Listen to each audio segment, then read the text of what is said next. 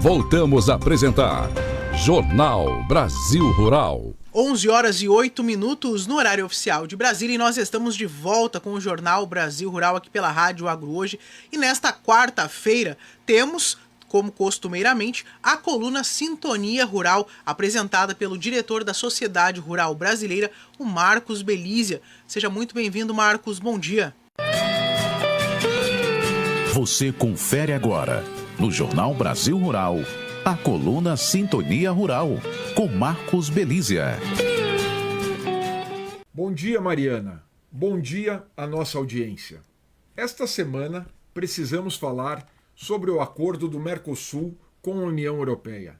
Depois de 25 anos de negociações, em que podemos dizer que os europeus fizeram de tudo para que esse acordo não fosse assinado, finalmente finalizaram o acordo de livre comércio entre os blocos econômicos da Europa e da América do Sul. Foi finalizado no último dia 6 de dezembro. Estamos falando de 718 milhões de consumidores neste novo bloco. O Brasil, como maior produtor desta região, vai ser o maior beneficiado entre todos os países envolvidos neste acordo. Alguns números para ficar mais claro o que acontece com este novo acordo. A União Europeia deve crescer até 2040 0,06, ou seja, está andando de lado. Os demais países do Mercosul em torno de 0,2%. E o PIB brasileiro pode crescer 0,46% neste mesmo período. Ou seja, o Brasil é o maior beneficiado com esse acordo. Com a eliminação gradual das tarifas de importação e facilitação do comércio, os nossos produtos terão acesso ao mercado europeu, que é considerado muito mais exigente. Ao mesmo tempo, podemos ter benefício nas importações dos nossos insumos que vêm da Europa e que, logicamente, são necessários para a produção e incremento do nosso agro local. Então, os nossos produtores ficarão muito mais competitivos. Alguns estudos iniciais mostram quais serão os setores do agronegócio que serão os principais beneficiados. Estamos falando carne suína, as aves, bebidas, produtos relacionados ao fumo, óleos e gorduras vegetais, exportação do gado vivo, vegetais e fruta. Esses são aí, nos primeiros estudos, os principais produtos que serão impactados. Alguns outros números para vocês entenderem o eurocentrismo que vimos no caso do Carrefour nas últimas semanas.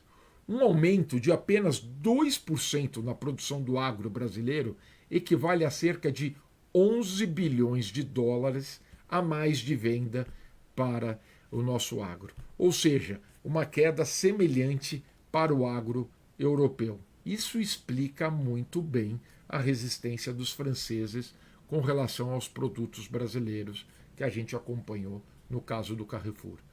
Precisamos lembrar também que quando exportamos os nossos produtos para qualquer lugar do mundo, estamos exportando sustentabilidade. Pouco se fala nisso, né? As fazendas brasileiras preservam no mínimo aí 20% na grande parte e até 80% das suas propriedades, quando a gente se fala das principais propriedades aí do norte do Brasil. Isso também deveria fazer parte do custo dos produtos brasileiros. Essa preservação não existe nas fazendas de nenhum outro lugar do mundo e deveria estar precificado nos produtos aqui do Brasil quando a gente exporta.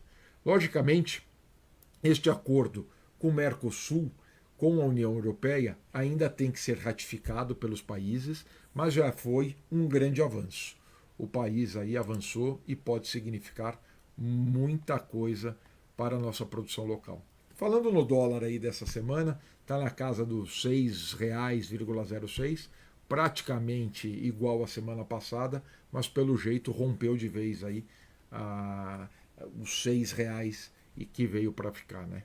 Mariana, na próxima semana eu vou para a Índia em uma conferência do Agro Brasil-Índia pela Sociedade Rural Brasileira, e acho que não vou conseguir enviar a nossa coluna, mas na outra semana eu volto. E aí eu trago novidades de como foi essa conferência Brasil-Índia lá em Nova Delhi. Muito obrigado pela audiência e volto em 2 semanas após a viagem. Para todos, uma boa semana, e esse foi o nosso canal Sintonia Rural, e uma ótima semana. Brasil, exemplo para o mundo em sustentabilidade. Jornal Brasil Rural.